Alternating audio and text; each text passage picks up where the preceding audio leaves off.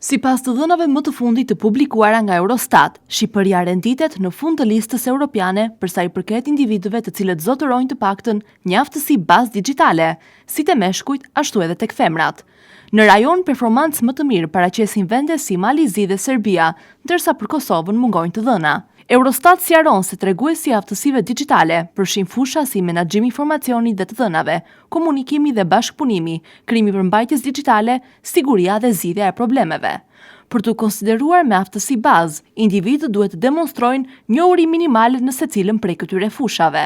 Në nivel europian, një pjesë e konsiderueshme e popullsisë zotëron aftësi bazë digjitale, por ende mbetet një ndek i dukshëm, krahasuar me objektivat e vendosura për vitet në vijim.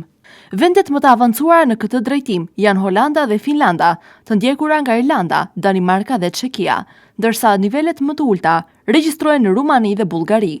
Megjithatë, ndryshe nga niveli i ulët i aftësive, Shqipëria shquhet për përhapjen shumë më të gjerë të internetit në familje, duke u renditur kështu ndër vendet me aksesin më të lartë në Europë. Në rajon vetëm Kosova paraqet një nivel paksa më të lartë.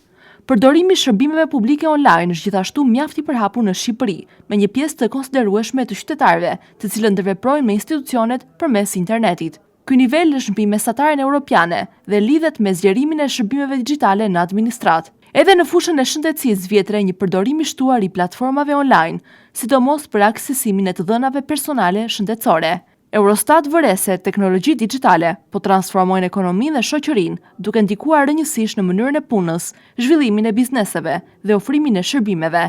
Megjithatë, mungesa e aftësive bazë mbetet një sfidë kryesore për vende si Shqipëria, të cilët rrezikojnë të mbeten mbas në procesin e transformimit digjital.